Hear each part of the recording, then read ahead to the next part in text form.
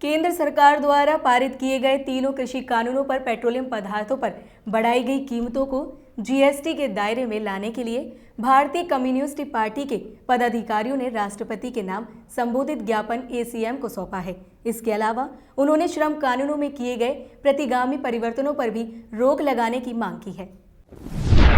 मंगलवार को जिला अधिकारी कार्यालय पहुंचे भारतीय कम्युनिस्ट पार्टी के कार्यकर्ताओं ने 11 सूत्रीय मांगों को लेकर महामहिम राष्ट्रपति के नाम संबोधित एक ज्ञापन एसीएम को सौंपा है। भारतीय कम्युनिस्ट पार्टी के कार्यकर्ताओं और पदाधिकारियों ने जिला सचिव ताराचंद के नेतृत्व में एसीएम को सौंपे गए ज्ञापन में 3 साल से रोके गए गन्ना बकाये के भुगतान को दिए जाने, विद्युत अधिनियम 2020 को रद्द किए जाने और पेट्रोलियम पदार्थों पर बढ़ती कीमतों को रोकने सहित 11 सूत्रीय मांगों को लेकर ज्ञापन के माध्यम से राष्ट्रपति से इन मामलों में हस्तक्षेप किए जाने की मांग की है। प्रातः दर्पण न्यूज के लिए अपने सहयोगी केएम सिंह के साथ अरविंद शर्मा की रिपोर्ट। सूत्री मांगों को लेकर एक डीएम साहब के माध्यम से राष्ट्रपति जी को ज्ञापन दिया। मांगे क्या हैं? मांगे जैसे कि रसोई गैस और पेट्रोल डीजल की कीमतें, बढ़ी हुई कीमतें वापस, और मजदूरों के जो कानूनों में संशोधन किया है सरकार ने, उन कानून को मजदूर विरोधी जो संशोधन किया उसको वापस लिया जाए।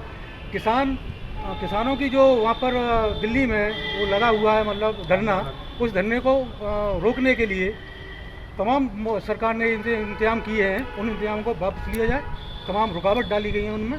अगर मांगे पूरी नहीं हुई तो आगे क्या रणनीति? मांगे पूरी नहीं हुई तो हम आगे चल के और इस आंदोलन को तेज करेंगे।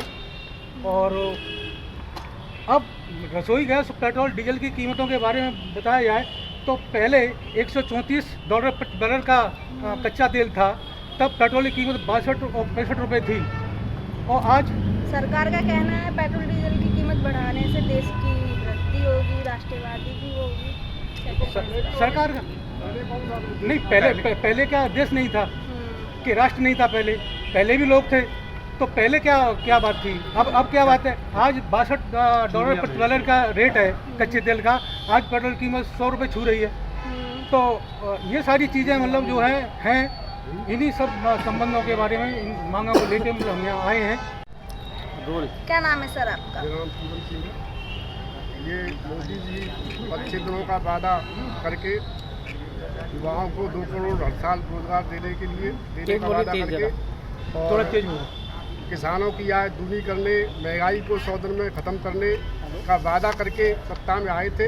लेकिन सत्ता में आने के बाद इन्होंने हिंदू मुसलमान की जो नफरत की आग है वो तेज़ कर दी है।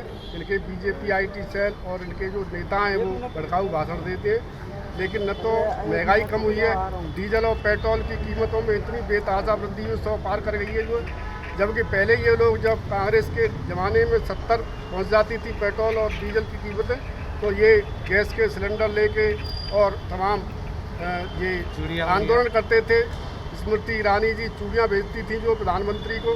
लेकिन अब इनको शर्म नहीं आ रही है कि 100 पार हो गई है और ये तमाम तरीके से हमले चारों तरफ कर रहे हैं। श्रम सुधार के नाम पर मजदूरों के जो हकों में जो कानून थे उनमें बदलाव किया जा रहा है और कृषि सुधार के नाम पर किसानों को 3 बिलों के माध्यम से अडानी अंबानी 70 सालों में कांग्रेस पेट्रोल डीजल को नहीं दे पाई, वो भाजपा ने दे दिया। क्या कहना है इस पर? भाजपा ने सम्मान दे दिया, जो पेट्रोल डीजल 100 के पार कर दी जो जनता के, और ये जो है और हमले तेज करते जा रहे हैं। एक सवाल मेरा है, सरकार ये कह रही है कि ये प्राइवेट कंपनियां हैं और इन पर हमारा कोई अंकुश नहीं है, क्या कुछ कहना चाहेंगे इस विषय में? नहीं तो इन पे जो है एक्साइज ड्यूटी तो सरकार लगा रही है ना, 60-62% जो है डीजल पेट्रोल डीजल का तो रेट तो बहुत कम है। एक्साइज ड्यूटी तो दोनों सरकारें लगाती हैं, यूपी की और केंद्र की दोनों ही सरकार लगा रही है। उससे महंगाई हो रही है। नहीं, पेट्रोल डीजल की मूल्य वृद्धि तो उसी से हो रही है जो टैक्स लगातार बढ़ा रही है सरकार। जो अगर टैक्स कम कर ले तो जनता को राहत मिल जाएगी।